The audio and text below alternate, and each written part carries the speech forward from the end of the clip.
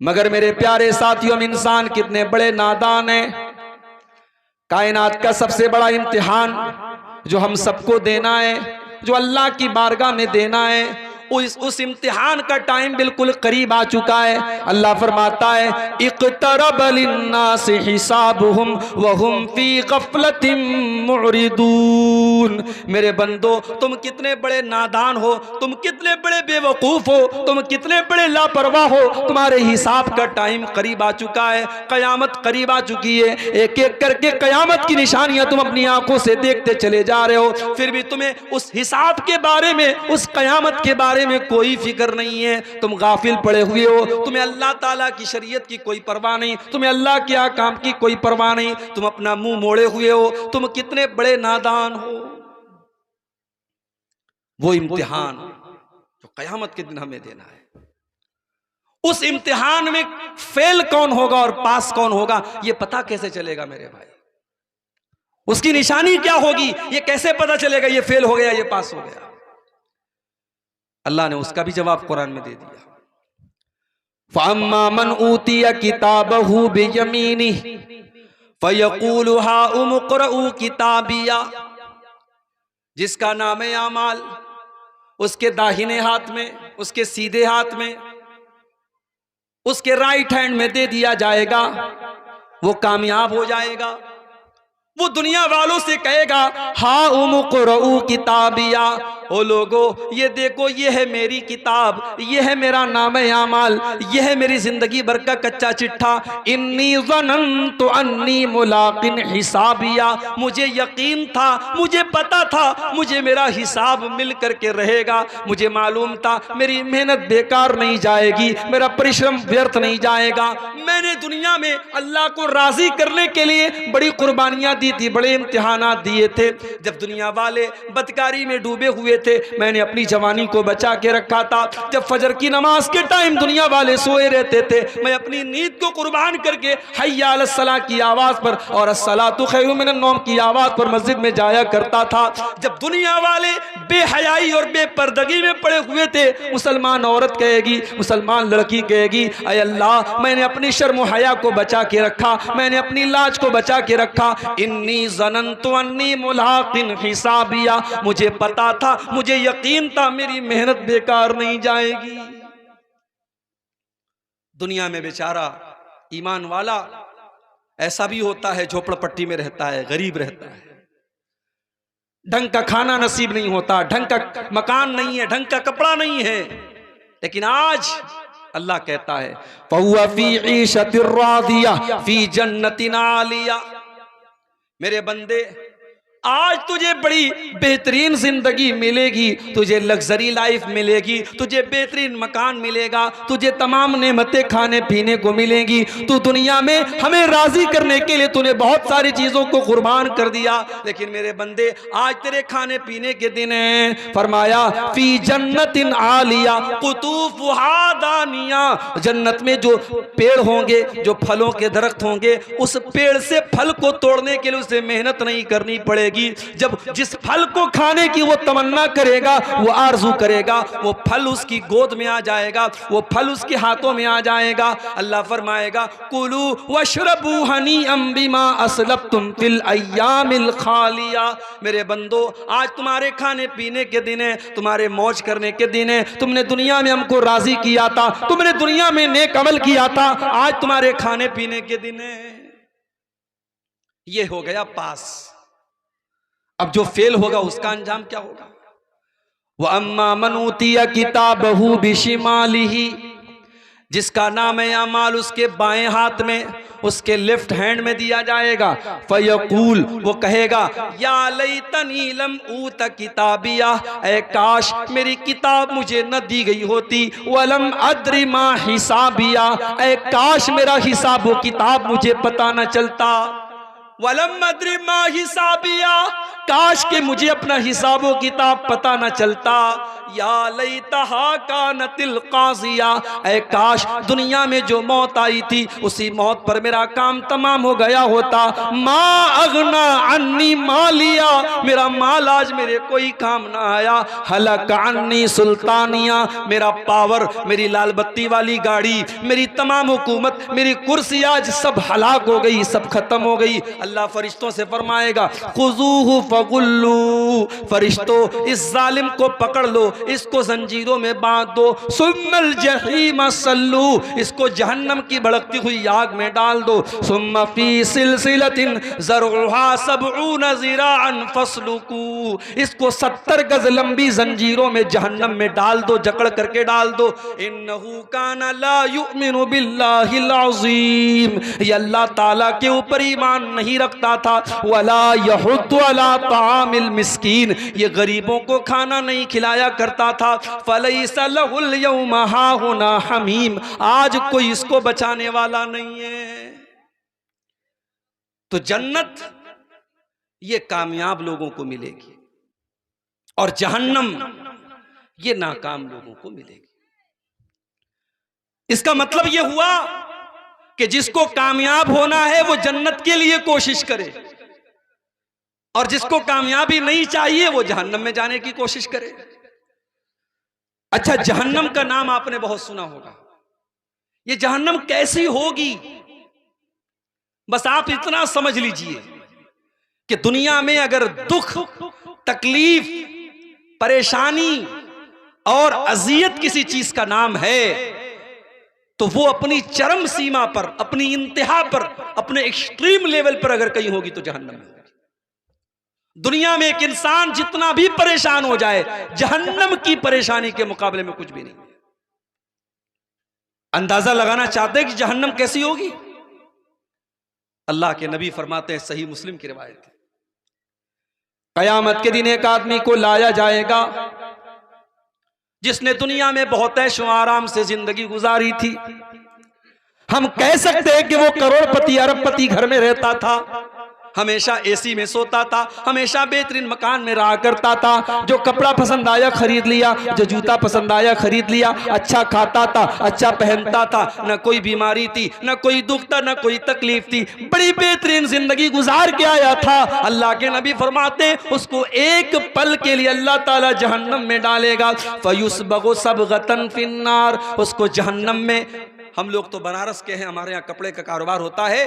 कपड़े का जब उसमें जो धागा होता है ना, धागा, तो उस धागे को कलर करने के लिए एक बहुत बड़े भगोने में और बर्तन में पानी गर्म किया जाता है, और पानी गर्म करने के बाद और खौलाने के बाद उस जो बाना होता है, जो धागा होता है, उसको उस खौलते हुए पानी में डाला जाता है और उसमें कलर डाला जाता है। तब उस धागे का कलर चेंज होता है, तो उसको अरबी में क्या बोलते हैं? सब्ग बोलते हैं। तो धागे को रंगीन करने के लिए, कपड़े को रंगीन करने के लिए जो रंगने वाला रंगरेज होता है वो एक बार अंदर डालता है फिर निकालता है। वो ज्यादा देर तक अंदर नहीं रखता क्योंकि डर होता है कि कलर ज्यादा न हो जाए। तो अल्लाह के नबी ने यहां जो लफ्ज इस्तेमाल किया है वो लफ्ज बड़ा बेहतरीन है। आपने फरमाया फयुस्बगु सबगतन फिन्नार, उसको जहन्नम की आग में अल्लाह ताला डाल करके फौरन निकाल देगा। एक पल के लिए डालेगा, एक लम्हे के लिए डालेगा, एक हल्के से सेकंड के लिए, और सेकंड के भी एक हिस्से के लिए अल्लाह ताला जहन्नम में डालेगा और जहन्नम से निकालेगा।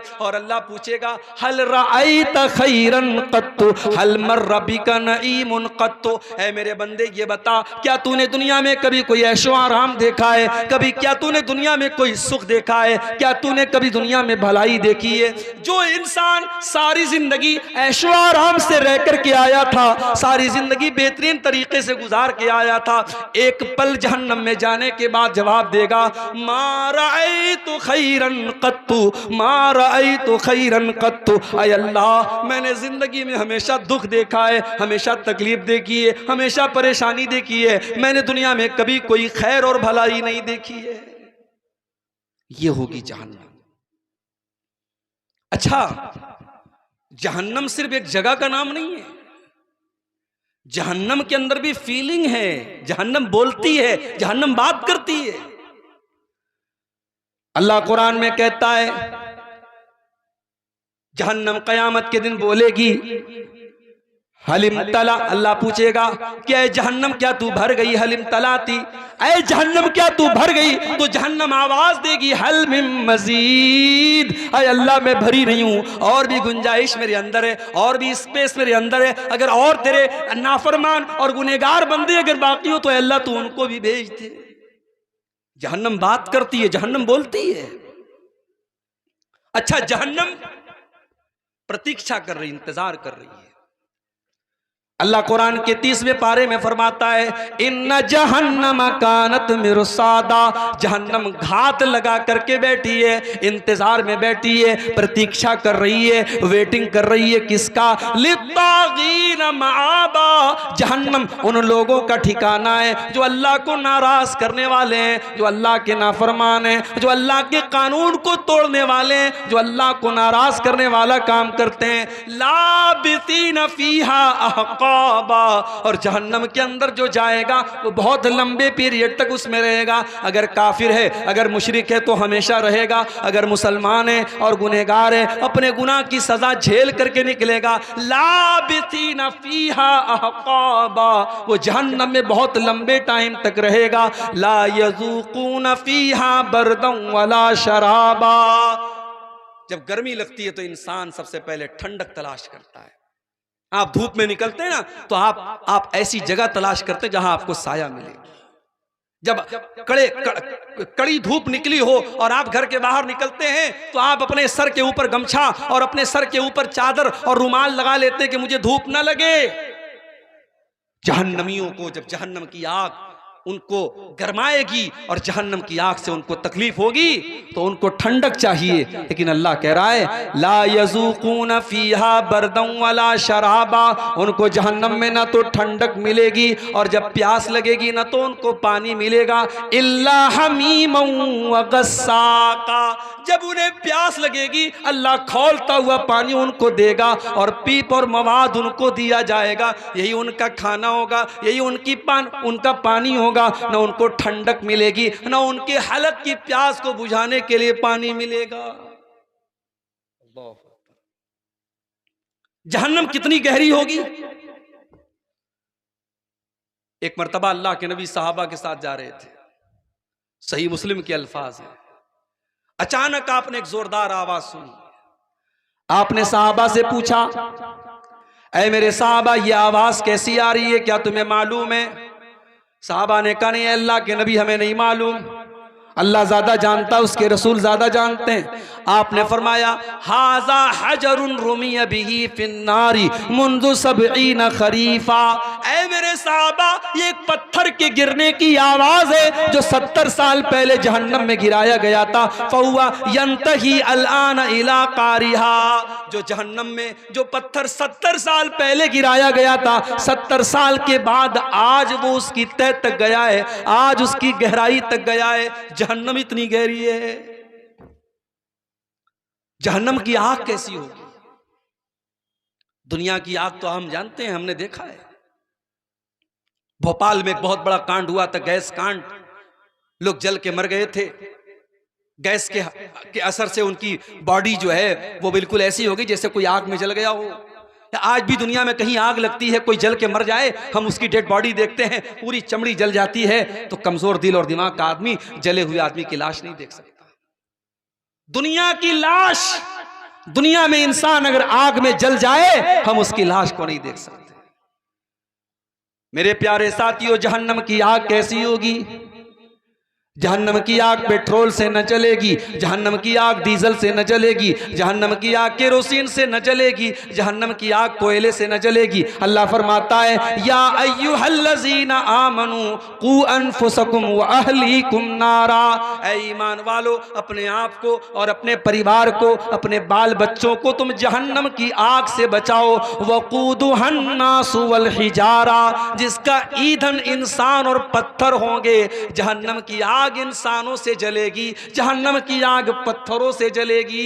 अल्लामा इब्ने कसीर लिखते हैं कि जहन्नम की आग नॉर्मल पत्थर से नहीं जलेगी, एक स्पेशल पत्थर आता है जिसको गंधक का पत्थर बोलते हैं। गंधक का पत्थर कैसा होता है? उसमें आग और ज्यादा भड़कती है। जहन्नम की आग इंसानों से जलेगी और गंधक के पत्थरों से जलेगी।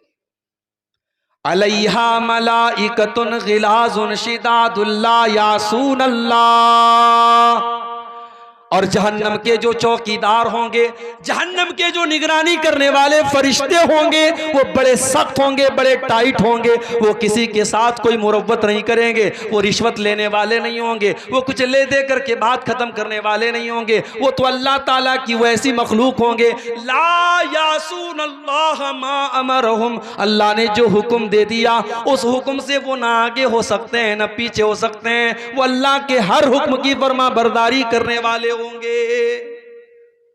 ये होगी जहन्नम। अंदाजा लगाओ मेरे भाइयों, दुनिया की आग पेट्रोल और डीजल से जलती है, कोयले से जलती है। जहन्नम की आग इंसानों से जलेगी, पत्थरों से जलेगी। और सुनिए, अल्लाह के प्यारे नबी फरमाते हैं नारुकुम जुज़उम मिन सबईन जुज़म मिन नारी जहन्नम। ऐ लोगो, तुम दुनिया में जो आग जलाते हो, दुनिया की आग, जहन्नम की आग के अगर 70 हिस्से कर दिए जाएं तो 70 हिस्सों में से एक हिस्सा दुनिया की आग है। यानी जहन्नम की आग दुनिया की आग से 70 गुना ज्यादा खतरनाक है। साहबा ने कहा अल्लाह के नबी इन कानत लकाफियतन, अरे जलाने के लिए तो दुनिया की आग काफी थी। अल्लाह के नबी ये जहन्नम की आग इतनी खतरनाक क्यों है? आपने फरमाया इन्नहा फुज़िलत अलैहा बितिसातिन व सित्तीन जुज़ा, जहन्नम की आग दुनिया की आग से 69 गुना ज्यादा खतरनाक होगी। अल्लाह अकबर, ये जहन्नम की आग होगी मेरे भाई। और जब जहन्नम की आग में किसी को जलाएगा अल्लाह ताला, तो दुनिया में क्या होता है, एक बार आदमी जल गया मर गया काम खत्म। जहन्नम में ऐसा नहीं होगा। इन्नल्लज़ीना कफ़रू बि आयातिना सौफ़ नुस्लीहिम नारा, जिन्होंने हमारी आयतों का इनकार किया हम उनको जहन्नम की आग में डालेंगे। कुल्लमा नज़िजत जुलूदुहुम बद्दलनाहुम जुलूदन गैरहा, जब एक बार उनके बदन का चमड़ी, उनके बदन की चमड़ी जल जाएगी, उनके बदन की खाल जल जाएगी, हम उनके बदन के ऊपर दूसरी चमड़ी चढ़ा देंगे। लियज़ूक़ुल अज़ाब, ताकि बार बार उस आग में जलने की तकलीफ को महसूस करें। उन्होंने बार बार अल्लाह को नाराज किया था, उन्होंने बार बार गुनाह किया था, उन्होंने बार बार अल्लाह ताला को नाराज करने वाला काम किया था। हम जहन्नम में बार बार उनको तड़पाएंगे, बार बार उनको जलने की तकलीफ देंगे। ये होगी जहन्नम। जहन्नमियों को भूख लगेगी। क्या जहन्नम में कोई फल मिलेगा, कोई फ्रूट मिलेगा? हाँ मिलेगा, एक स्पेशल फल मिलेगा जहन्नमियों को। यह फल कहां पैदा होता है? दुनिया में कहीं नहीं पैदा होता। ये फल दुनिया में कहीं पैदा नहीं होता। ये फल निकलेगा तो जहन्नम में निकलेगा। इन्नहा शजरतुन तखरुजु फी अस्लिल जहीम, ये ज़क्कूम नाम का एक फल होगा जो जहन्नम के अंदर निकलता है। तलउहा कान्नहु रुऊसुश शयातीन, जो देखने में इतना भयानक होगा कि देख करके ऐसा लगेगा जैसे शैतानों का सर है। और उसको जब जहन्नमी खाएंगे वो उनके हलक में जा करके आग की तरह जलेगा। अल्लाह फरमाता है फमालिऊन मिनहल बुतून, जहन्नमियों को उसी ज़क्कूम के दरख्त को खिलाया जाएगा, उसी के फल को वो खाएंगे, उसी से अपना पेट भरेंगे। सुम्मा इन्न लहुम अलैहा लशौबम मिन हमीम, और वो कड़वा कसैला, वो उनके हलक में गर्म करने वाला फल जब वो खाएंगे उसके ऊपर से खौलता हुआ पानी उनको पिलाया जाएगा। ये जहन्नमियों का खाना होगा। पानी कैसा होगा? वयुस्का मिम्मा इन सदीद, उनको पीप और मवाद पिलाया जाएगा। वो पीप और मवाद हमारे बदन में कहीं अगर जख्म हो जाए और पीप आ जाए, मवाद आ जाए, हम डॉक्टर के पास जाते हैं और जब तक वो मवाद हमारे बदन से निकल ना जाए हमें चैन नहीं मिलता है। वो इतना घिनौना होता है, वो इतना बदबूदार होता है, वो इतना गंदा होता है, हम उसे देखना भी गवारा नहीं करते। जहन्नमियों को वो पीप व मवाद पिलाया जाएगा। वो प्यास के मारे तड़प रहे होंगे, यतजर्रुहु वला यकादु युसीगुहु, इतनी ज्यादा प्यास लगी होगी कि वो पीप और मवाद वो थोड़ा थोड़ा हथौड़ा करके अपने हलक के नीचे उतारेंगे, लेकिन अपने इतना कड़वा होगा, इतना बदबूदार होगा, उसको हलक के नीचे उतार भी नहीं पाएंगे। वयातीहिल मौतु मिन कुल्ले मकान, और मौत जहन्नमियों के पास हर तरफ से आएगी। वमा हुवा बिमय्यित, मगर जहन्नमी मरेगा नहीं, मौत नहीं आएगी जहन्नम। दुनिया में मुजरिम को उम्र फांसी की सजा हो गई, मर गया मुजरिम।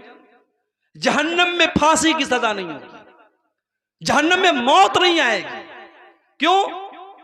क्योंकि जब जन्नती जन्नत में जाएंगे और जहन्नमी जहन्नम में जाएंगे, अल्लाह के प्यारे नबी फरमाते हैं सल्लल्लाहु अलैहि वसल्लम कि मौत को एक दुम्बा की शक्ल में, एक मेढा की शक्ल में लाया जाएगा और आवाज दी जाएगी, ऐ जन्नतियों पहचान लो इसको, ये मौत है। ऐ जहन्नमियों पहचान लो इसको, ये मौत है। फयुस्बहू, और मौत को ज़बाह कर दिया जाएगा, मौत के गले पर छुरी फेर दी जाएगी, मौत को मौत आ जाएगी, मौत खत्म। उसके बाद आवाज दी जाएगी, या अहलल जन्नत खुलूदुन ला मौत, ऐ जन्नतियों अब जन्नत में हमेशा रहना है, अब मौत आने वाली नहीं है। या अहलन नार खुलूदुन ला मौत, ऐ जहन्नमियों अब जहन्नम में हमेशा रहना है, अब मौत आने वाली नहीं है। यानी ये सोचिए मेरे भाई, ये एक वक्त ऐसा आता है ना, इंसान जब तकलीफ में होता है तो सोचता है यार मौत आ जाए तो सुकून मिल जाए। जहन्नमियों को वो सुकून भी नहीं मिलेगा, मौत नहीं आएगी उनको। कुरान करीम में अल्लाह फरमाता है, वनादौ या मालिकुल यक़्दी अलैना रब्बुका क़ाला इन्नकुम माकिसून। जहन्नमी जब अल्लाह के अजाब से परेशान हो जाएंगे तो जहन्नम के दारोगा से कहेंगे, जहन्नम के दारोगा का नाम क्या होगा? मालिक। जन्नत के दारोगा का नाम रिजवान और जहन्नम के दारोगा का नाम मालिक। ये याद कर लीजिए, जनरल नॉलेज की बात बता रहा हूं। तो जहन्नमी कहेंगे कि ऐ मालिक, ऐ जहन्नम के दारोगा, लियक़्ज़ी अलैना रब्बुका, अपने रब से कह दे हमारा फैसला कर दे। क़ाला इन्नकुम माकितून, अल्लाह फरमाएगा ऐ फरिश्तों बता दो, इन जहन्नमियों को बता दो तुम्हें मौत आने वाली नहीं है, तुम्हें जहन्नम में हमेशा रहना है। ये होगी जहन्नम, खाना ये होगा, पानी ये होगा। दुनिया की जेल में हम देखते हैं, जेल में जो कैदी होते हैं उनका कपड़ा अलग होता है। जहन्नम भी तो एक जेल है अल्लाह ताला की। जहन्नम के कैदियों की सजा क्या, उनका कपड़ा कैसा होगा, उनकी ड्रेस कैसी होगी। अल्लाह ने फरमाया फल्लज़ीना कफ़रू क़ुत्तियत लहुम सियाबुम मिन नार, उन काफिरों के लिए, उन जहन्नमियों के लिए आग के कपड़े काटे जाएंगे। आए अल्लाह, हमने कॉटन के कपड़े देखे, हमने सूती कपड़े देखे, हमने ऊन के कपड़े देखे, हमने आज तक आग का कपड़ा न देखा। अल्लाह फरमाता है मेरे बंदो, जहन्नम बड़ी अजीबो गरीब जगह होगी। फल्लज़ीना कफ़रू क़ुत्तियत लहुम सियाबुम मिन नार, हम जहन्नमियों को आग का कपड़ा पहनाएंगे। अल्लाह, आग का कपड़ा। अच्छा, बिछौना कैसा होगा भाई? दुनिया की जेल में कुछ ना कुछ तो बिछाने के लिए होता है, चटाई ही सही, दरी ही सही, टाट ही सही। जहन्नम का बिछौना क्या होगा, जहन्नम का ओढ़ना क्या होगा? फरमाया लहुम मिन जहन्नम मिहादुम व मिन फौक़िहिम गवाश, जहन्नमियों को जहन्नम की आग का बिछौना दिया जाएगा और जहन्नम की आग का ओढ़ना दिया जाएगा। ओढ़ना भी आग का, बिछौना भी आग का और कपड़ा भी आग का। मेरे प्यारे साथियों, हम इमेजिन नहीं कर सकते, हम तसव्वुर नहीं कर सकते, हम सोच नहीं सकते कि जहन्नम में कितनी अज़ियत और कितनी तकलीफ होगी। आज कितने पत्थर दिल हो गए हम, जहन्नम की बातें हम सुनते रहते हैं, जहन्नम के बारे में कुरान की आयतें पढ़ते रहते हैं, सुनते रहते हैं, हमारे दिल के ऊपर कोई असर नहीं होता है। अल्लाह के नबी फरमाते हैं लौ तालमूना मा आलम, जितना मैं जानता हूं अगर उतना तुम जान लोगे, लज़हिक्तुम कलीलन व लबकैतुम कसीरा, तुम्हें हंसी आना बंद हो जाएगी, तुम्हारे चेहरे पर मुस्कुराहट आना बंद हो जाएगी, तुम बहुत ज्यादा रोने लगोगे। अगर तुम वाकई में जहन्नम को देख लो, जो मैंने देखा है, जो मैं जानता हूं, अगर तुम जान जाओ तो तुम्हारी हंसी बंद हो जाएगी और तुम बहुत ज्यादा रोने लगोगे। अगर हकीकत में जहन्नम के अजाब को हमें दिखा दिया जाए तो मेरे भाइयों हमारी हंसी बंद हो जाएगी। मगर हाय अफसोस, उस जहन्नम से बचने के लिए आज हम क्या कर रहे हैं? दुनिया की तकलीफ से बचने के लिए तो बहुत कुछ कर रहे हैं। मुल्क के हालात खराब हैं, हम 20 साल आगे की प्लानिंग कर रहे हैं। अरे क्या होगा हमारे साथ? हम तो बॉर्डर के करीब रह रहे हैं, यहां तो बहुत सारे मसले हैं। हमारा बर्थ सर्टिफिकेट बना कि नहीं बना, हमारा फला आईडी सही है कि नहीं, आधार सही है कि नहीं। हम तो बड़े अपने मुस्तकबिल को लेकर के हम फिक्रमंद रहते हैं ना। हमारे बच्चों का क्या होगा, हमारा फ्यूचर क्या होगा। उस जहन्नम की आग से अपने आप को और अपने परिवार को बचाने के लिए हम क्या कर रहे हैं मेरे भाई? इस पर भी जरा सीने पर हाथ रख के सोचो। आज की तकरीर में मैं कुछ ऐसे अमाल आपको बताने जा रहा हूं जो जहन्नम में लेकर के जाने वाले हैं। मकसद क्या है? मकसद यह है कि ये खतरे की चीजें हैं। अगर हमें यह पता लग गया कि ये खतरे की चीज है तो हमें अवॉइड करना, हमें बचना है। हमें उस चीज से बचना है जो हमें जहन्नम में लेके जा रही है। इसलिए कि जो चीज हमें जहन्नम में लेके जा रही है उससे बचेंगे तभी हम जन्नत में जा सकते हैं। तो आइए चंद चीजें देखते हैं जो हमें जहन्नम में लेकर के जाती हैं। चीजें तो बहुत सारी हैं, हम कुछ लिमिटेड चीजें, कुछ सीमित चीजें आपके सामने बयान करेंगे जो हमें जहन्नम में लेकर के जाने वाली। नंबर 1, जहन्नम में लेकर के जाने वाली पहली चीज, सबसे खतरनाक चीज, जो अल्लाह ताला के यहाँ माफ होने वाला गुनाह नहीं है, जो अल्लाह ताला के नजदीक ना काबिले माफी गुनाह है। वो कौन सा गुनाह है? वो शिर्क है। अल्लाह की इबादत में किसी और को शरीक करना। जो काम अल्लाह ताला के लिए जायज है वो काम किसी और के लिए करना। अल्लाह के अलावा किसी और के आगे सर झुकाना, अल्लाह के अलावा किसी और के आगे हाथ फैलाना, अल्लाह के अलावा किसी और से मुराद मांगना, ये शिर्क है मेरे प्यारे साथियों। और अल्लाह फरमाता है इन्नहु मन युशरिक बिल्लाह इन्नहु मन युशरिक बिल्लाह फक़द हर्रमल्लाहु अलैहिल जन्नह व मअवाहुन नार व मा लिज़्ज़ालिमीन मिन अंसार। जो शिर्क करके आएगा, जो दुनिया में शिर्क करके मेरे पास आएगा, हम उसको जन्नत में जगह नहीं देंगे। जन्नत ऐसे आदमी के लिए हराम है, हमने उसका ठिकाना जहन्नम बना के रखा है जिसने दुनिया में शिर्क किया होगा। सबसे खतरनाक गुनाह शिर्क है मेरे भाई।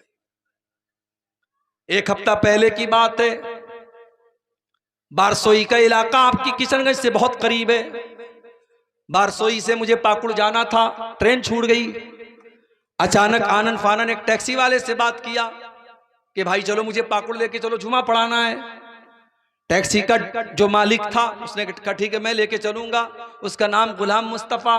रास्ते पर उसने अपने कार के ऑडियो सिस्टम में ख्वाजा साहब की कव्वालियां मुझको सुनाता रास्ते भर। मैंने कहा भाई लगता है तुम ख्वाजा साहब के बड़े पक्के फैन हो, बड़े पक्के भक्त हो। उसने कहा मैं हर साल 2 मरतबा अजमेर जाता हूं। मैंने कहा भाई तुम बारसोई में क्यों रहते हो, तुमने अजमेर में तुम घर क्यों नहीं बना लेते? बोला हाँ दूर हूं इसलिए मोहब्बत ज्यादा है, करीब हो जाऊंगा तो फिर मोहब्बत कम हो जाएगी। मैंने कहा हज कितनी बार किया, उम्रा कितनी बार किया? बोला अभी तक नहीं किया हूं, दुआ कीजिए, अजमेर हर साल जाता हूं। ये आज आपके बिहार के बहुत करीब में आपका इलाका है बारसोई, वहां के एक मुसलमान का हाल मैं आपको बता रहा हूं। इस जैसे करोड़ों मुसलमान आज हमारे मुल्क में आपको मिल जाएंगे। उनकी तमन्ना अल्लाह का घर देखने की नहीं है, उनकी तमन्ना अजमेर जाने की है। क्यों? क्योंकि उनको ये सिखाया गया है कि हमारे लिए यही काफी है। हमें ख्वाजा मोइनुद्दीन चिश्ती अजमेरी ही हमारे गरीब नवाज हैं और यही हमारी बिगड़ी बनाते हैं।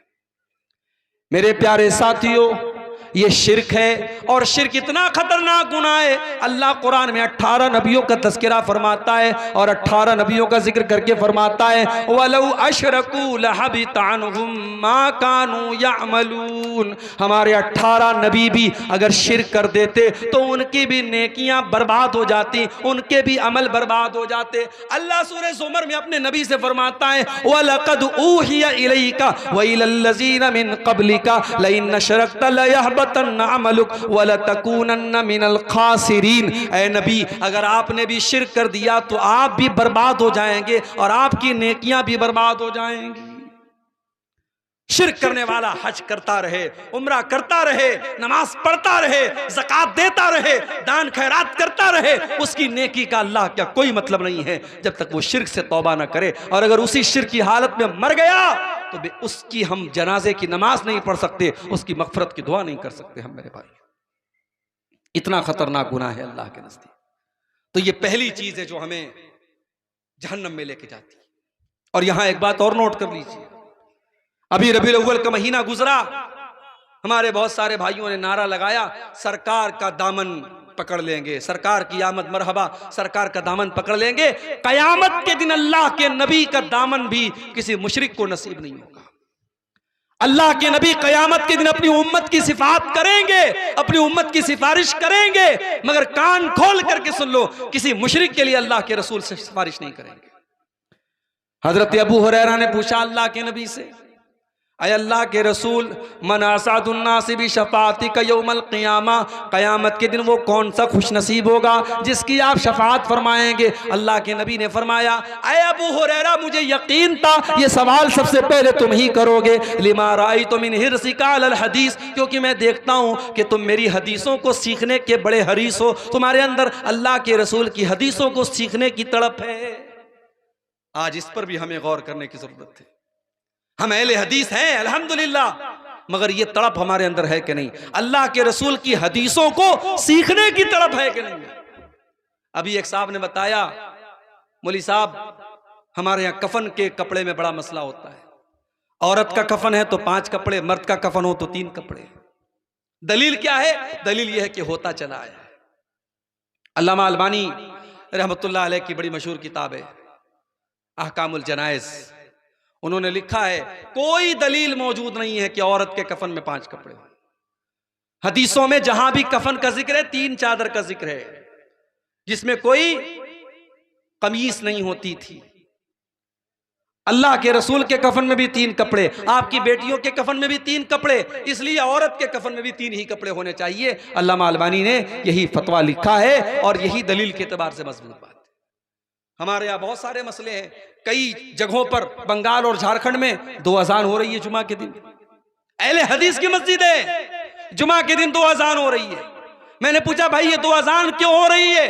कहा वो पुराने उलमा का फतवा रहा है और उसी पर अमल चला आ रहा है। अगर पुराने उलमा के फतवे पर चलने का नाम अहले हदीसियत है तो मेरे भाई फिर हमारे हनफी भाई कौन सा गलत काम करते हैं? वो तो हमसे भी पुराने उलमा के फतवे पर चलते हैं, इमाम अबू हनीफा के फतवे पर चलते हैं। अहले हदीस वो है जो हदीस को के आने के बाद और हदीस को सुनने के बाद अपना सर झुका दे। अल्लाह ने कुरान में मोमिन की निशानी बताई है, इन्नमा काना कौलल मुमिनीना इज़ा दुऊ इलल्लाहि व रसूलिही लियहकुम बैनहुम अन यक़ूलू समिअना व अताना। मोमिन का काम तो ये है जब अल्लाह का फैसला आ जाए, जब रसूल का फैसला आ जाए, तो मोमिन की जुबान से बस एक ही जुमला निकलना चाहिए, हमने सुन लिया और मान लिया। भाई आमीन जोर से बोलना कौन से कमाल की बात है? सीने पर हाथ बांधना कौन से कमाल की बात है?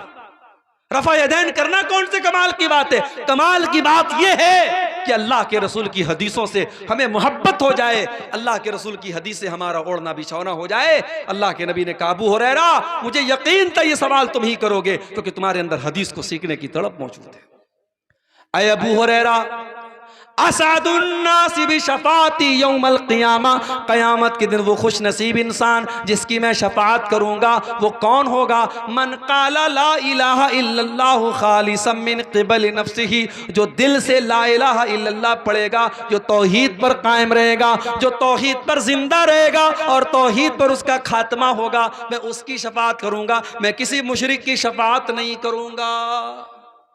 तो शिर्क करने वाला कान खोल करके सुन ले, सरकार का दामन उसे नसीब होने वाला नहीं है। और आगे बढ़िए, जहन्नम में लेकर के जाने वाला दूसरा अमल कुफ्र करना। शिर्क अलग है, कुफ्र अलग है। शिर्क ये कि अल्लाह की इबादत में किसी को शरीक किया जाए, और कुफ्र ये है कि जिन बातों पर ईमान लाना जरूरी है उनमें से किसी बात का इनकार कर दिया जाए। कोई अल्लाह को ना माने, कोई रसूल को ना माने, कोई अल्लाह की किताबों को ना माने, कोई तकदीर को ना माने, कोई क़यामत के दिन को ना माने, वो काफिर है और काफिर का ठिकाना भी जहन्नम में। अगर काफिर अपने कुफ्र की हालत में मर गया तो अल्लाह कहता हम उसकी तौबा कबूल नहीं करेंगे। वलैसति तौबतु लिल्लज़ीना यामलून अस्सय्यात, मेरे बंदो हम उनकी तौबा को कबूल नहीं करेंगे जो गुनाह पर गुनाह करते रहते हैं। हत्ता इज़ा हज़र अहदहुमुल मौत, जब मौत का टाइम आता है, क़ाल इन्नी तुब्तुल आन, तो कहता है कि अब मैं तौबा कर रहा हूँ। वलल्लज़ीना यमूतून वहुम कुफ़्फ़ार, और जो कुफ्र की हालत में मर जाए, जिसका खात्मा काफिर की हालत में हो जाए, हम उसकी तौबा भी कबूल नहीं करेंगे, उसका ठिकाना जहन्नम में। तो कुफ्र अगर कोई करता है उसका ठिकाना भी जहन्नम है। और आगे बढ़िए, तीसरी चीज, अल्लाह का, उसके रसूल का, उसकी शरीयत का, उसकी किताब का और दीन का मजाक उड़ाने वाला भी जहन्नम में जाएगा। बाज लोगों को देखता हूं, कोई जोक आया उनके व्हाट्सएप पर, जहन्नम के ऊपर जोक है, जन्नत के ऊपर जोक है, उस जोक को फॉरवर्ड कर रहा है। कान खोल करके सुन लो, जन्नत कोई मजाक उड़ाने की चीज नहीं है, जहन्नम कोई मजाक उड़ाने की चीज नहीं है। जन्नत और जहन्नम का मजाक उड़ाने वाला कान खोल करके सुन ले, ये चीज इतनी खतरनाक है आपको ईमान से खारिज कर सकती है। नबी के दौर में कुछ मुनाफिक लोग थे, उन्होंने मजाक उड़ाया अल्लाह का, मजाक उड़ाया रसूल का। अल्लाह ने फरमाया, कुल अबिल्लाहि व आयातिही व रसूलिही कुंतुम तस्तहज़िऊन, ऐ नबी आप फरमा दीजिए, क्या तुम अल्लाह का मजाक उड़ाते हो? क्या तुम अल्लाह की आयतों का मजाक उड़ाते हो? क्या तुम अल्लाह के रसूल का मजाक उड़ाते हो? ला तातज़िरू क़द कफ़रतुम बाद ईमानिकुम, खबरदार अपने मजाक उड़ाने का कोई बहाना पेश न करो, कोई उज़्र पेश न करो। तुमने जब अल्लाह का मजाक उड़ाया, तुमने नबी का मजाक उड़ाया, तुमने अल्लाह की आयतों का मजाक उड़ाया, तो तुम काफिर हो गए, काफिर हो गए, तुम ईमान से निकल गए। मेरे प्यारे साथियों, अल्लाह और उसके नबी का मजाक उड़ाना यह भी इंसान को जहन्नम में लेके जाता है। और आगे बढ़िए, सूद खाना, ब्याज खाना, यह भी जहन्नम में लेकर के जाने वाला अमल है। अल्लाह के नबी फरमाते हैं, इज्तनिबु सबअल मुबिकात, 7 हलाक कर देने वाले गुनाहों से बचो। उन 7 गुनाहों में आपने फरमाया, व अकुलुर रिबा, सूद और ब्याज का खाना। सूद और ब्याज का खाना यह भी अल्लाह ताला को नाराज करने वाला और हलाक करने वाला और जहन्नम में लेकर के जाने वाला अमल है। शेख साहब, बैंक में अकाउंट तो हम सब ने खोला है, और बैंक में हर 4 महीने पे 3 महीने पे बैंक की पासबुक पे लिखा रहता है 1000 रुपए पे इतना इंटरेस्ट आपको मिला, 1 लाख में इतना इंटरेस्ट मिला। इंटरेस्ट तो मिल रहा है, ब्याज तो मिल रहा है, उसका क्या करें? कुछ उलमा ने फतवा दिया, बैंक के अकाउंट में पैसा आया ब्याज का, उससे लैट्रीन बनवा लो, उससे रास्ता बनवा लो, मसला हल हो जाएगा। मगर यह फतवा सही नहीं है। भाई लैट्रीन भी तो हमारी जरूरत की चीज है, रास्ता भी तो हमारी जरूरत की चीज है। जब ब्याज का पैसा हराम है, हम उससे रास्ता नहीं बनवा सकते, उससे लैट्रीन नहीं बनवा सकते। कुछ उलमा ने कहा उस पैसे को छोड़ दो अकाउंट में, हमने 1 लाख जमा किया, हमारा 1 लाख रुपया, हमारा जो मूलधन है, जो असल रकम है वो हमारा है, बाकी जो इंटरेस्ट आ रहा है आने दो, वो हमारा पैसा है नहीं, तो हम उसके बारे में सोचे ही क्यों? मगर ये चीज इतनी आसान तो नहीं है।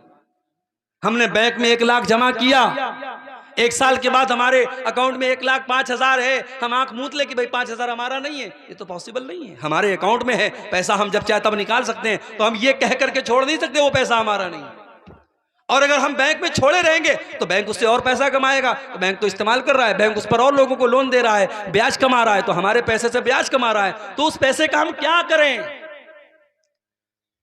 इस बारे में जो मुनासिब फतवा मालूम होता है वो ये है कि उस पैसे को हम निकालेंगे, अपने यूज में नहीं लाएंगे। हमारे लिए हराम है वो पैसा, ब्याज का पैसा हराम है, मदरसे में नहीं देंगे हराम है, मस्जिद में नहीं देंगे हराम है। उसको किसी गरीब, चाहे मुसलमान हो चाहे गैर मुस्लिम हो, जो मोहताज है, जरूरतमंद है, दवा इलाज के लिए किसी को जरूरत है, कोई बेकसूर जेल में सड़ रहा है, उसके केस के लिए जरूरत है, वहां हम वो पैसा देंगे। अब अगर किसी को यह शक हो रहा है जब ब्याज का पैसा है हम नहीं इस्तेमाल कर सकते, उसके लिए कैसे जायज हो गया, तो भाई मैं बता रहा हूं कैसे जायज हो गया। एक आदमी गरीब है, वो लोगों से ज़कात लेता है। उस गरीब आदमी ने अब्दुल गफ्फार साहब को दावत दी कि मौलाना मेरे घर पे आपकी एक दिन दावत है, वो गरीब आदमी है, ज़कात लेता है, उसने दावत दी या उसने मुझे कोई तोहफा दिया, वो तोहफा मेरे लिए जायज के नाजायज? जायज है, उसके लिए ज़कात है, मेरे लिए ज़कात नहीं है। मिल्कियत चेंज हो गई तो अब वो हुक्म नहीं रहा, उसके लिए वो ज़कात थी, मेरे लिए वो ज़कात नहीं है। तो ब्याज की रकम हमारे लिए ब्याज थी, हमने बतौर मदद उसको दे दिया, उसके लिए इस्तेमाल करना हराम नहीं है। मगर हाँ, यहाँ ये बात याद रहे, उसके ऊपर कोई सवाब की उम्मीद नहीं रखना चाहिए, उस पर ना कोई सवाब मिलेगा। बस मकसद ये कि वो पैसा वेस्ट ना हो, वो पैसा ज़ाय ना हो, पैसा इस्तेमाल हो जाए। तो ब्याज का खाना बहुत बड़ा गुनाह है मेरे भाई। और अल्लाह के नबी ने तो यहां तक फरमाया, सही मुस्लिम की हदीस है, लान अल्लाहु आकिल रिबा व मुकिलहु, ब्याज खाने वाले पर अल्लाह की लानत, ब्याज खिलाने वाले पर अल्लाह की लानत, व कातिबहु, ब्याज की गवाही लिखने वाले पर, व शाहिदही, और ब्याज की गवाही देने वाले पर अल्लाह की लानत हो। और आपने ये भी फरमाया सब बराबर हैं, ब्याज का लेने देने वाला दोनों बराबर हैं। हमारे यहाँ इतने बेगैरत हम हो गए, आज कितने मुसलमान हैं ब्याज पर दूसरे मुसलमान भाई को कर्जा देते हैं, चंद पैसे के लिए, चंद टके के लिए अपने मुसलमान भाई को वो ब्याज पर पैसा देते हैं। याद रखो मेरे भाई, इतना बड़ा गुनाह है ये ब्याज खाना और कमाना। अल्लाह ने कुरान में अल्लाह और उसके रसूल से जंग करने के बराबर इसको करार दिया है। और हदीस में अल्लाह के नबी ने फरमाया कि सूद और ब्याज के 70 से ज्यादा दर्जे हैं, जिसमें सबसे हल्का दर्जा यह है कि इंसान अपनी सगी माँ के साथ ज़िना करे। और आगे बढ़िए, जहन्नम में लेकर के जाने वाला एक अमल यतीम का माल खाना, यतीम का माल खाना ये भी जहन्नम में लेकर के जाने वाला अमल है। अल्लाह ने फरमाया, इन्नल्लज़ीना याकुलूना अमवालल यतामा ज़ुल्मन इन्नमा याकुलूना फी बुतूनिहिम नारा, जो लोग यतीम का माल नाजायज तरीके से खा जाते हैं वो अपने पेट में जहन्नम की आग भर रहे हैं। वसयस्लऊना सईरा, और अनकरीब वो जहन्नम में डाले जाएंगे। अच्छा, यतीम का माल खाने वाला हरामखोर है, और इमाम साहब का पैसा खाने वाला। मस्जिद के इमाम की तनख्वाह कितनी है आपके गांव में? अगर आज पूछा जाए, सर्वे किया जाए, तो शायद सर शर्म से झुक जाएगा। अभी कानपुर में, उत्तर प्रदेश के कानपुर में गांव में एक मस्जिद के इमाम ने खुदकुशी कर ली, सुसाइड कर लिया। इमाम साहब के कमरे में लोग गए, दरवाजा खोला तो सामने पंखे पर इमाम साहब की लाश लटक रही थी। पता लगाया गया कि इमाम साहब ने ये कदम क्यों उठाए, वो तो मौलवी थे, आलिम थे, उनको क्या पता नहीं था कि खुदकुशी करना हराम काम है। पता ये चला 5,000 रुपया तनख्वाह थी इमाम साहब की, और आज के दौर में 5,000 क्या हैसियत रखता है मेरे भाई। इमाम साहब को अपना परिवार भी चलाना था, वो बेचारे बिहार के, झारखंड के कहीं रहे होंगे, वो अपने परिवार को क्या देते रहे होंगे, खुद क्या खाते रहे होंगे। माशी तंगी और आर्थिक परेशानियों को देख करके इमाम साहब इस हद तक चले गए कि उन्होंने खुदकुशी कर ली। मेरे भाइयों, उस इमाम का खून क्या उस मस्जिद के जिम्मेदारों की गर्दन पे नहीं जाएगा? कल अल्लाह सवाल नहीं करेगा? तेरी मस्जिद का इमाम जो 5 टाइम की नमाज तुझे पढ़ाता था, तेरी मस्जिद पर जुमा का खुतबा देता था, तू इतना कंगाल और इतना गरीब हो गया, तू अपनी मस्जिद के इमाम को इतनी तनख्वाह भी न दे सका कि वो अपना जीवन यापन कर सके, अपने परिवार का खर्चा चला सके। मेरे भाइयों, एक मामूली मजदूर, मजदूरी करने वाले मजदूर की भी कम से कम रोजाना की जो उसकी पगार होती है, जो उसका रोजाना का मेहनताना होता है, कम से कम 400-500 रुपया होता है। और आज 5-5 हजार में, 6-6 हजार में मस्जिदों में इमामत करवाई जा रही है। दुनिया की सबसे खतरनाक ड्यूटी लोग करवाते हैं। पूरा गांव मस्जिद में फजर की नमाज में ना आए कोई मसला नहीं है, इमाम साहब अगर किसी दिन फजर की नमाज में नहीं आए तो गाँव के हर आदमी को हक हासिल है इमाम साहब की गर्दन पकड़ के पूछे, इमाम साहब आप फजर में क्यों नहीं आए, फजर में क्यों नहीं आए। इतनी खतरनाक ये ड्यूटी है, और तनख्वाह कितनी है? 5,000 रुपया। शर्म आनी चाहिए हमें और आपको। और मैंने एक मर्तबा तकरीर में यह भी कहा था कि हर आदमी चाहता है अपने परिवार के साथ रहे, हर बच्चा चाहता है अपने बाप के साथ रहे, हर बीवी चाहती है अपने शौहर के साथ रहे। ये कौम इस कदर गिर चुकी है, इसने अपनी मस्जिदों के इमामों को और अपने मदरसे के टीचरों को हमेशा उनकी फैमिली से दूर रखा।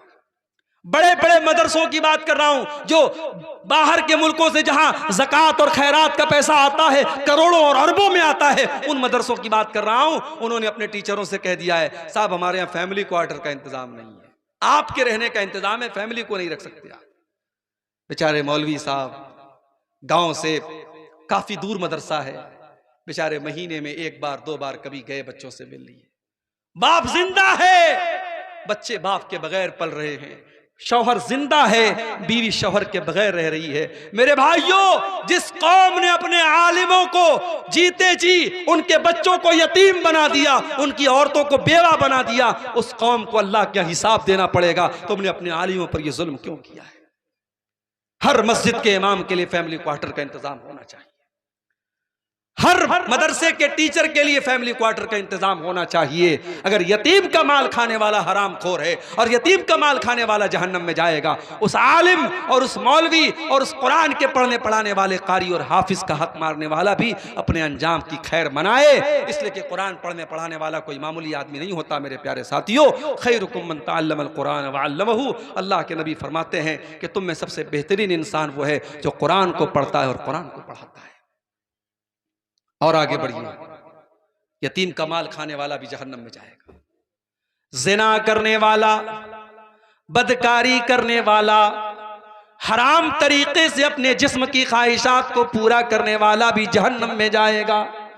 वला तक़रबुज़ ज़िना इन्नहु काना फ़ाहिशतन व साअ सबीला। अल्लाह ने फरमाया कि ऐ मेरे बंदो, तुम ज़िना के करीब भी न जाना। ये नहीं फरमाया ज़िना मत करो, कहा कि ज़िना के करीब भी न जाना।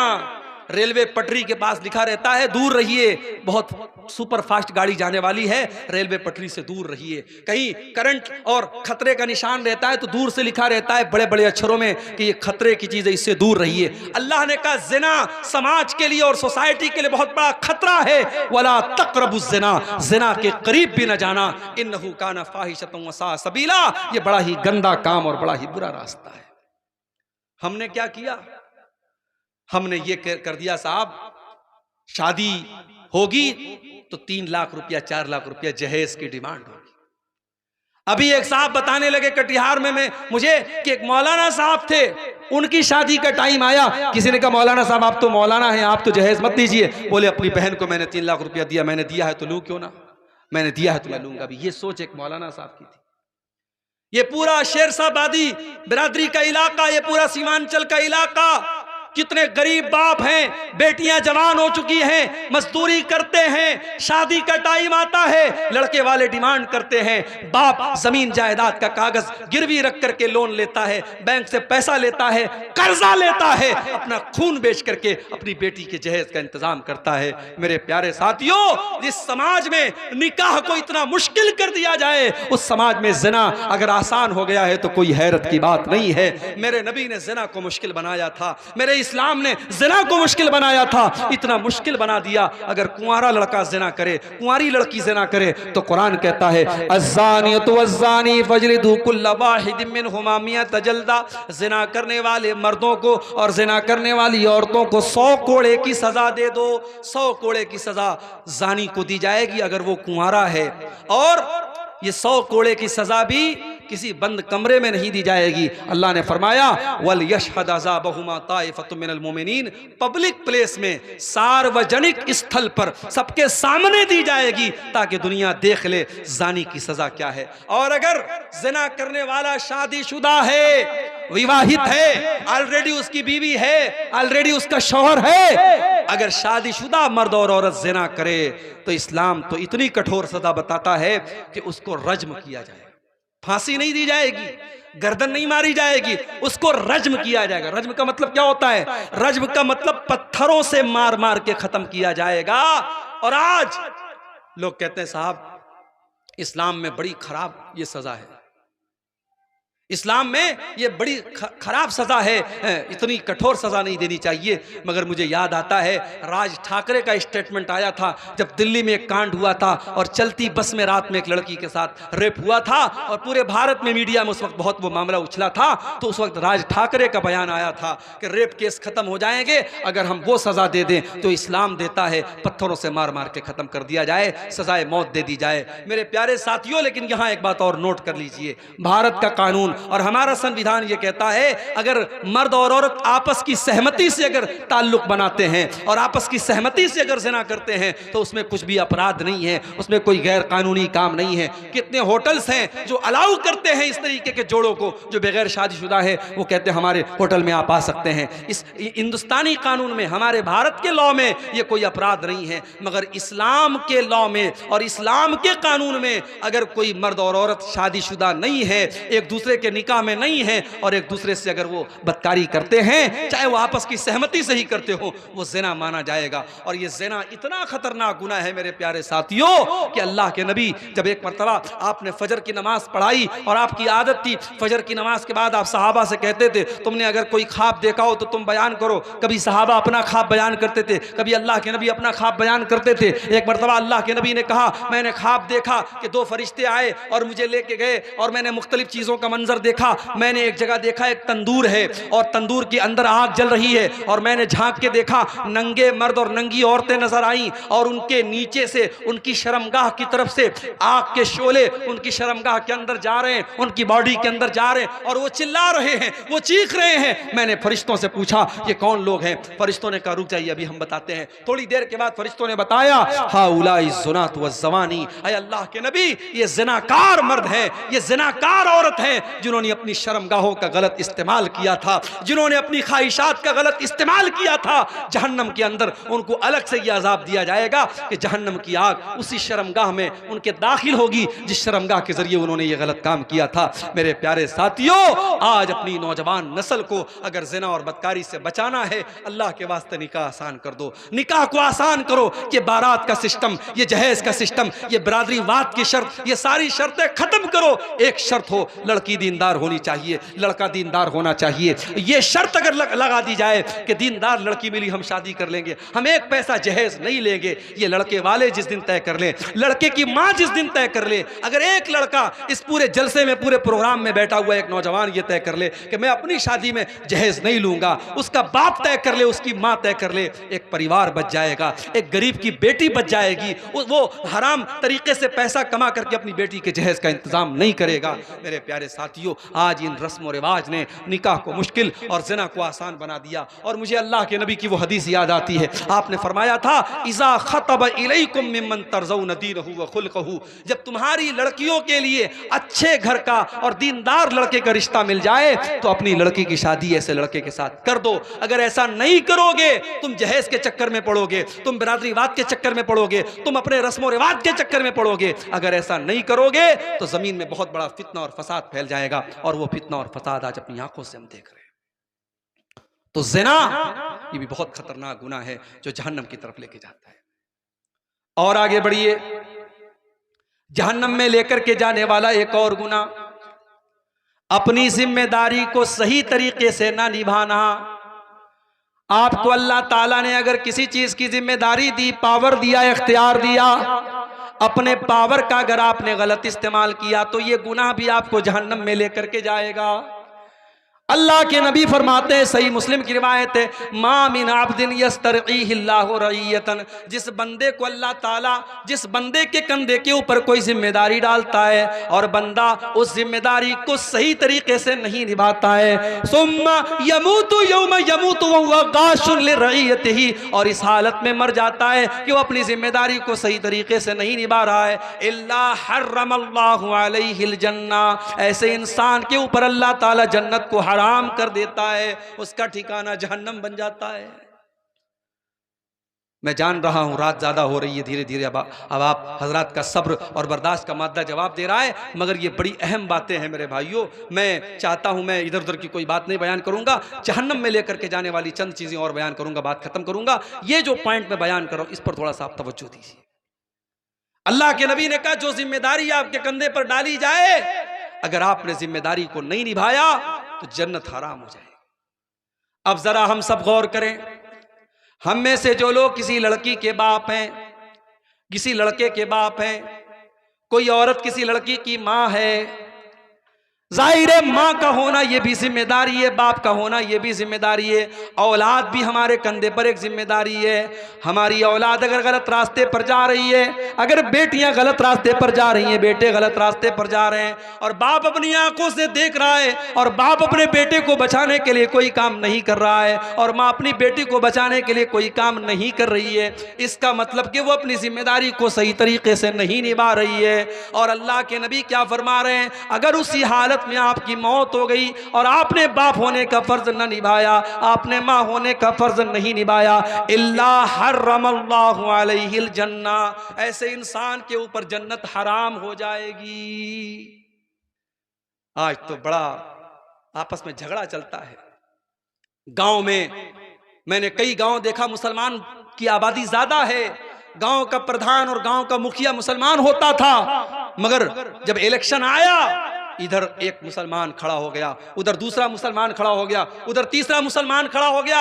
एक प्रधानी के इलेक्शन में और एक मुखिया के इलेक्शन में 3-4 मुसलमान खड़े हो गए। नतीजा ये निकला कि जो सीट हर साल मुसलमान लेके जाता था इस साल किसी गैर मुस्लिम के हाथ में चली गई। क्यों? क्योंकि मुसलमान आपस में लड़ पड़े। हम ओहदे और कुर्सी के लिए लड़ पड़ते हैं। जमीयतों के चुनाव में हम देखते हैं बड़े गठजोड़ होते हैं, मस्जिद के मुतवल्ली और मदरसे की मैनेजमेंट की कमेटी में बड़े गठजोड़ होते हैं। मेरे भाइयों, अगर ओहदा और कुर्सी और इख्तिदार जिसकी लालच में इंसान आज कितने हाथ पैर मारता है, अगर उसको यह पता चल जाए कि कितनी बड़ी जिम्मेदारी है ये ओहदा और कितनी बड़ी जिम्मेदारी है ये इख्तिदार और कुर्सी, तो शायद इंसान उसको लेना कभी गवारा नहीं करेगा। ये आपके कंधे पर, अगर आप किसी ओहदे पर हैं, ये ओहदा आपके कंधे पर अल्लाह की तरफ से एक जिम्मेदारी है, एक अमानत है। और अगर इस अमानत में आपने खयानत की है, अल्लाह के नबी फरमा रहे हैं उसी हालत में अगर मर गए, इल्ला हर्रमल्लाहु अलैहिल जन्ना, उस इंसान के ऊपर जन्नत हराम हो जाएगी। और आगे बढ़िए, तकब्बुर करने वाला भी जहन्नम में जाएगा। अब तकब्बुर और अहंकार और घमंड, चाहे दौलत का हो, चाहे शोहरत का हो, चाहे नाम का हो, चाहे इल्म का हो, किसी भी तरीके का तकब्बुर अगर है, तकब्बुर इंसान को जहन्नम में लेके जाएगा। अल्लाह के नबी फरमाते हैं, ला यदखुलुल जन्नत मन काना फी क़ल्बिही मिस्क़ालु ज़र्रतिन मिनल किब्र, जिसके दिल में जर्रा बराबर भी तकब्बुर और घमंड होगा वो जन्नत में नहीं जाएगा। एक और हदीस में आपने फरमाया कि क्या मैं तुमको उन लोगों के बारे में न बता दूं जो जहन्नम में जाने वाले हैं? साहबा ने कहा, अल्लाह के नबी जरूर बताइए। आपने फरमाया, कुल्लु उतुल्लिन जवाज़िम मुस्तकबिर, हर वो इंसान जहन्नम में जाएगा जो अक्खड़ हो, जो घमंडी हो, जो बदजुबान हो। ये 3 चीजें अगर किसी के अंदर पाई जाती, एक तो अक्खड़ है, जिद्दी है, और दूसरे बदजुबान है, और तीसरे घमंडी है, ये 3 चीजें अगर किसी के अंदर हैं वो जहन्नम में जाएगा। तकब्बुर करना ये फिरौन की निशानी है, तकब्बुर करना अबू जहल की निशानी है, तकब्बुर करना इबलीस की निशानी है, तकब्बुर करना कारून की निशानी है। मेरे नबी और नबी के सहाबा हमेशा तकब्बुर से दूर रहे। अल्लाह के नबी हमेशा लोगों के साथ घुल मिल करके रहे। कभी आपने अपने लिए प्रोटोकॉल नहीं बनाया, कभी आपके दरवाजे पर कोई दरबान नहीं खड़ा हुआ, कभी आपने अपने लिए लोगों को खड़ा होने का हुक्म नहीं दिया। तो तकब्बुर न करो मेरे प्यारे साथियों, तकब्बुर से अपने आप को बचाओ। और तकब्बुर का अपोजिट क्या है? तवाज़ु। अपने आप को छोटा बना के रखो, अपने आप को हकीर समझो, अपने आप को मामूली समझो। और जिस दिन आपने अपने अंदर तवाज़ु पैदा कर ली, अल्लाह के नबी फरमाते हैं, मन तवाज़ा लिल्लाहि रफ़अहुल्लाह, जिसने अल्लाह के लिए अपने अंदर तवाज़ु पैदा कर लिया, अपने आप को छोटा बना लिया, अल्लाह उसको और ऊंचा कर देगा और बुलंद कर देगा। और आगे बढ़िए, जहन्नम में लेकर के जाने वाली एक और चीज है एहसान जताना। किसी के साथ आपने कोई नेकी कर दी, भलाई कर दी, अब एहसान जता रहे हैं, उसको जलील कर रहे हैं, उसको बता रहे हैं मैंने तेरे साथ बहुत बड़ा एहसान किया था। अल्लाह के नबी फरमाते हैं, सलासतुन ला यदखुलूनल जन्नह, 3 लोग ऐसे हैं जो जन्नत में नहीं जाएंगे। अल मन्नान, एहसान जताने वाला, वल आक, रिश्ता काटने वाला, व मुदमिनुल खम्र, और शराब का आदी इंसान, जिसको शराब की लत लग जाए, जो शराब का आदी हो जाए, ऐसा इंसान जन्नत में नहीं जाएगा। इसी तरीके से मेरे भाइयों, एक और चीज है जो हमें और आपको जहन्नम में लेके जा सकती है, अल्लाह हमारी हिफाजत करे, और वो चीज है बेगैरती। लड़की आपकी, बहन आपकी, बीवी आपकी, बेटी आपकी, अगर वो ऐसे कपड़े पहन करके मार्केट में जा रही है जो बेहयाई वाला कपड़ा है, वो चेहरा खोल के जा रही है, वो जिस्म दिखा के जा रही है, और बाप के चेहरे पर कोई शिकन नहीं, भाई को कोई फर्क नहीं पड़ता और शौहर को कोई फर्क नहीं पड़ता, उसकी बीवी बेपर्दगी कर रही है, उसकी बहन बेपर्दगी कर रही है, अल्लाह के नबी फरमाते हैं 3 लोग ऐसे हैं तीन लोग ऐसे हैं कयामत के दिन अल्लाह ताला उनकी तरफ देखेगा भी नहीं, उनसे बातचीत भी नहीं करेगा, उनको गुनाहों से पाक भी नहीं करेगा। उन तीन लोगों में अल्लाह के नबी सबसे पहले कहते अल आक़ु लिवालिदैहि, अपने माँ बाप से रिश्ता काटने वाला। मेरे भाई, किसी भी रिश्तेदार से रिश्ता काटना हराम है, मगर माँ बाप से रिश्ता काटने वाला बहुत बड़ा गुनहगार है। माँ गलत हो तब भी रिश्ता मत तोड़ो, बाप गलत हो तब भी रिश्ता मत तोड़ो। मैं ये नहीं कहता बाप गलत नहीं हो सकता, बाप गलत हो सकता है, माँ गलत हो सकती है, मगर आप अपना फर्ज निभाइए। माँ का दर्जा माँ को देते रहिए, बाप का दर्जा बाप को देते रहिए, उनसे कभी रिश्ता मत तोड़िए। मेरे भाइयों, जो एहसान माँ ने किया है आप चुका नहीं सकते, जो एहसान बाप ने किया है आप चुका नहीं सकते। माँ ने 9 महीने पेट में रखा है, खून जिगर आपको पिलाया है, अपनी जिंदगी कुर्बान की है आपके लिए, बाप ने खून पसीना एक करके आपको चलना सिखाया है। माँ बाप के साथ कभी रिश्ता न तोड़ो। अल्लाह के नबी कहते हैं ऐसे इंसान की तरफ अल्लाह ताला क़यामत के दिन देखेगा भी नहीं।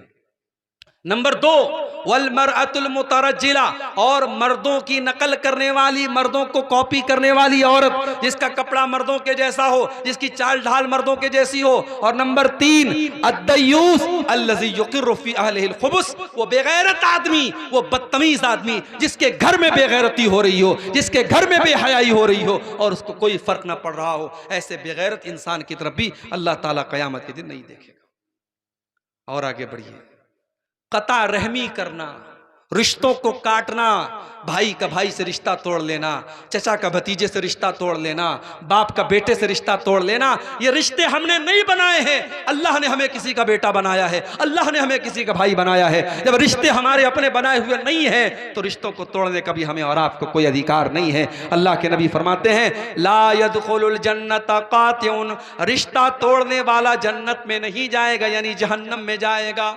यहां तक आपने फरमाया अगर कोई आपका रिश्तेदार आपके साथ अच्छा सलूक नहीं करता है, आपके साथ बुरा सलूक करता है, आपसे रिश्ता तोड़ने की कोशिश करता है, अल्लाह के नबी फरमाते हैं सिल मन कताक, तब भी आप रिश्ता जोड़ने की कोशिश कीजिए। आप अपनी तरफ से रिश्ता मत तोड़िए, रिश्ता मत काटिए। हमारे यहाँ तो कहीं कहीं ऐसा भी होता है, भाई की भाई से दुश्मनी है, 36 का आंकड़ा है, भाई मरने लगा तो अपनी औलाद को वसीयत करके जाता है, देख मेरे मरने के बाद अपने चचा से कोई ताल्लुक मत रखना, खबरदार मेरे जनाजे में तेरे चचा और चचा के लड़के नहीं आने चाहिए। यानी जिंदगी भर दुश्मनी, और मरने के टाइम भी वसीयत करके जाता है कि दुश्मनी निभाते रहना। और बेटा भी अपने बाप की वसीयत को पूरा करता है, चचा के घर में जाता नहीं है, चचा से रिश्ता नहीं रखता है, कहता है मैं अपने बाप की जबान नहीं काटूंगा। याद रखो मेरे भाई, माँ बाप की गलत बात मानना सही नहीं है। अगर माँ बाप की कोई बात गलत है, शरीयत के खिलाफ है, कुरान और हदीस के खिलाफ है, तो माँ बाप की ऐसी बात को अपने ठोकर में रखो, उनकी उस गलत बात को मत मानो। मेरे भाइयों, रिश्ता आज तोड़ने वाले बहुत ज्यादा है, रिश्ता जोड़ने वाले बहुत कम हैं। याद रखो, अगर 2 भाइयों के दरमियान झगड़ा हो जाए, 2 दोस्तों के दरमियान झगड़ा हो जाए, तो उस झगड़े को खत्म करने के लिए और मेल मिलाप करने के लिए अगर झूठ बोलना पड़े, झूठ इस्लाम की नजर में बहुत बड़ा गुनाह है, लेकिन अगर मेल मिलाप करने के लिए झूठ बोलना पड़े तो अल्लाह के नबी फरमाते हैं लईसल कज़्ज़ाबुल लज़ी युस्लिहु बैनन नास, 2 लोगों में मेल मिलाप कराने के लिए अगर कोई झूठ बोल दे कोई गुनाह की बात नहीं है। और अगर आप सच बोल करके 2 दोस्तों में जुदाई पैदा करते हैं, इधर की उधर लगाते हैं, उधर की इधर लगाते हैं, इसको चुगली कहा जाता है। अगर कोई चुगलखोरी करता है, अगरचे वो सच बोल रहा है लेकिन चुगलखोरी करके 2 भाइयों में दुश्मनी पैदा कर रहा है, अल्लाह के नबी फरमाते हैं ला यदखुलुल जन्नत नम्माम, के चुगलखोरी करने वाला जन्नत में नहीं जाएगा। तो मेरे प्यारे साथियों, रिश्ता तोड़ना भी जहन्नम में लेकर के जाने वाला अमल है। 2-4 चीजें और बयान करके बात खत्म करता हूं। जहन्नम में लेकर के जाने वाली एक और चीज है हराम कमाई।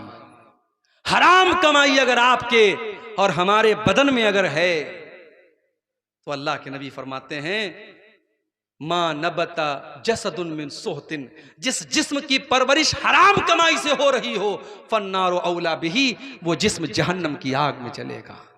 हम तो ये समझ रहे हैं हम अपने बच्चे को अच्छी जिंदगी दे रहे हैं, अपने बच्चे को अच्छी शिक्षा दे रहे हैं। आपके गांव में एक साहब ने मुझसे ये भी कहा मौलाना साहब थोड़ा तालीम पर भी बोलिएगा, तालीम पर भी बोलिएगा।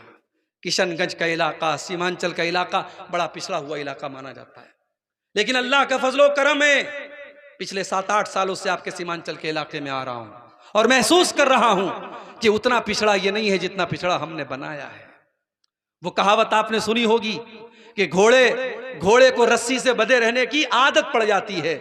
घोड़े की रस्सी खूंटे से लगी रहती है, तब भी घोड़ा उसको छुड़ा के नहीं भागता है, और घोड़े की रस्सी को अगर किसी मामूली कुर्सी से भी बांध दिया जाए तब भी घोड़ा नहीं भागता है, क्योंकि उसको बंधे रहने की आदत पड़ जाती है। मेरे प्यारे साथियों, गुलामी की ज़हनियत से बाहर निकलो, गुलामी की ज़हनियत से बाहर निकलो, अपने बच्चों की तालीम पर तवज्जो दो। मैं बड़े साफ अल्फाज में कहता हूं, इस मुल्क में हमारा मुस्तकबिल अब तालीम के रास्ते से होकर के गुजरता है।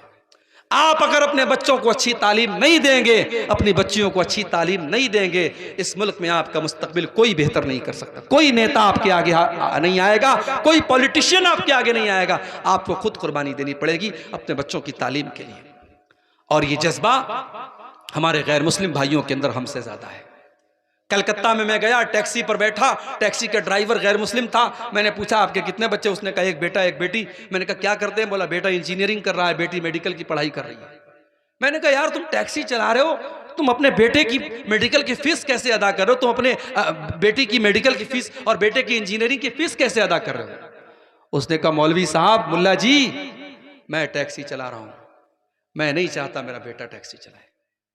मैं टैक्सी चला रहा हूं, मैं नहीं चाहता मेरा बेटा टैक्सी चलाए। मैं कलकत्ता में टैक्सी चलाता हूं, मामूली झुग्गी में रहता हूं, मगर अपने बच्चों को आला तालीम दिला रहा हूं।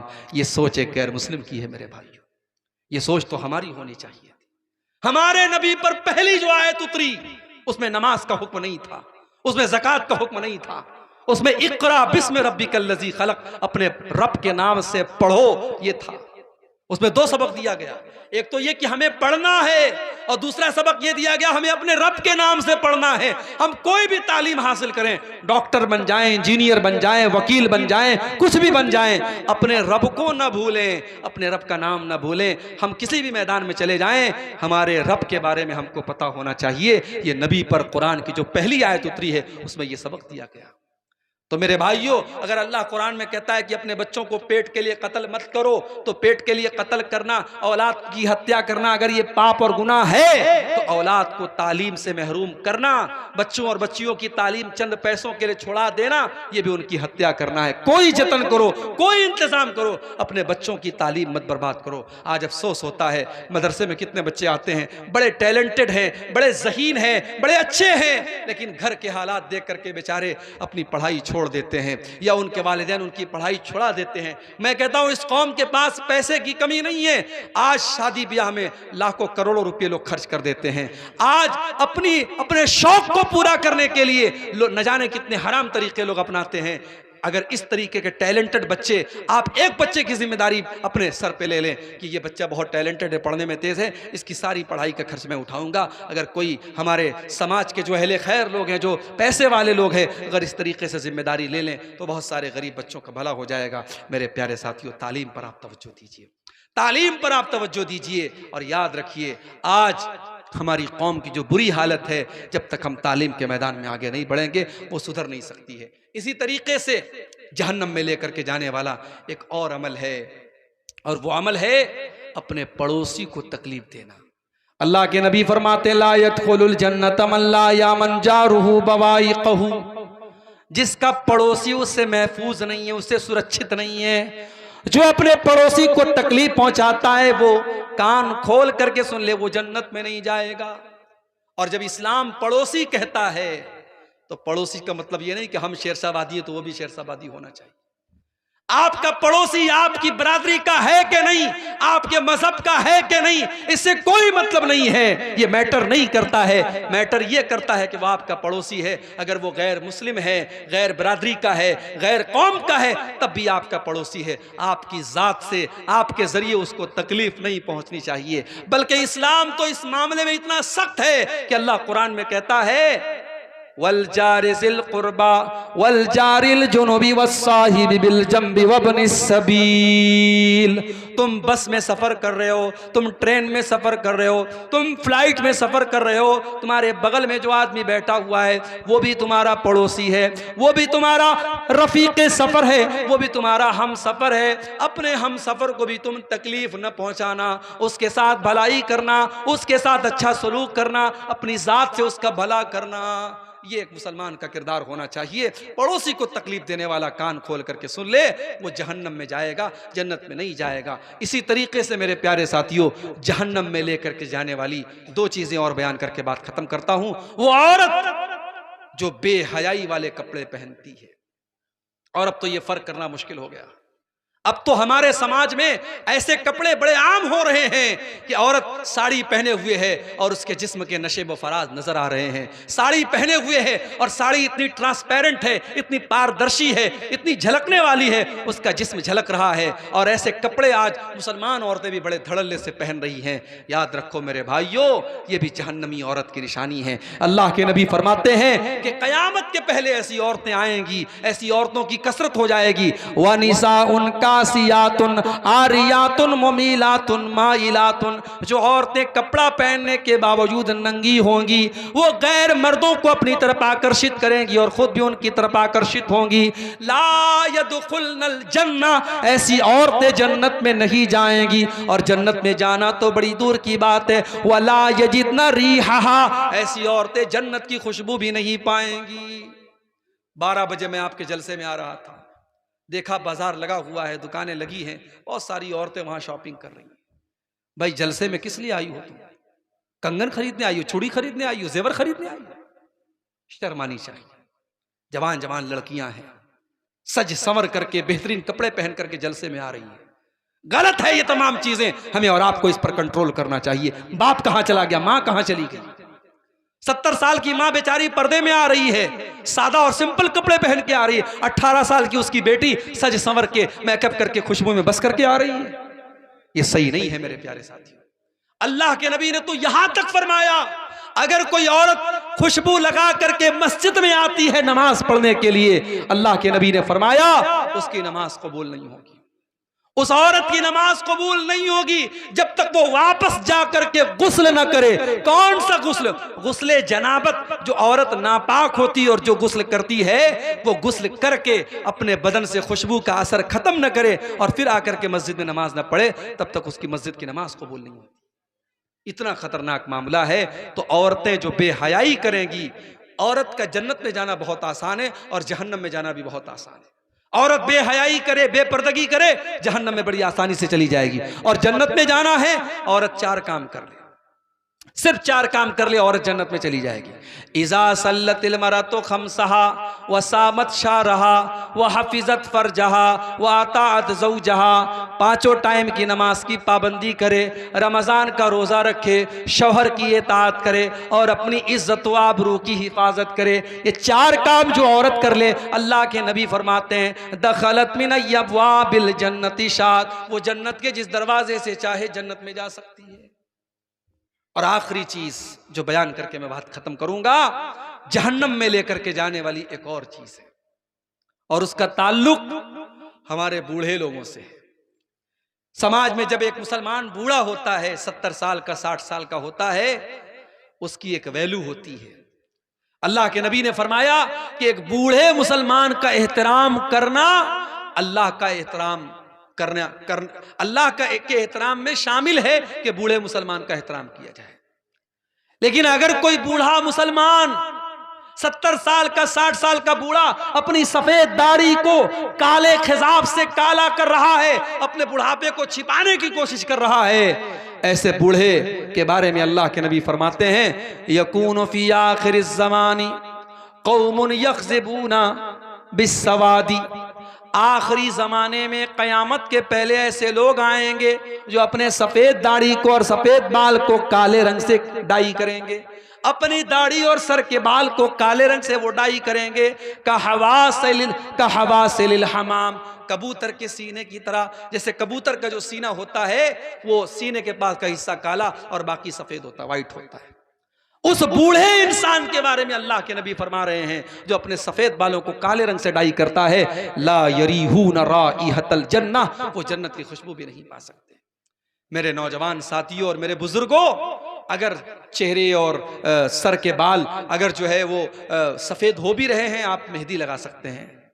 आप मेहंदी के जैसा कलर लगा सकते हैं, लेकिन ब्लैक कलर लगाना, काला कलर लगाना ये जायज़ नहीं है। अल्लाह के नबी ने हराम करार दिया है और उसको जन्नत में न जाने की निशानी करार दिया है। ये चंद बातें थी जो जहन्नम में लेकर के जाने वाली हैं। मैंने दलाइल की रोशनी में आपके सामने बात रखी है। अल्लाह से दुआ करते हैं रब्बुल आलमीन हम सबको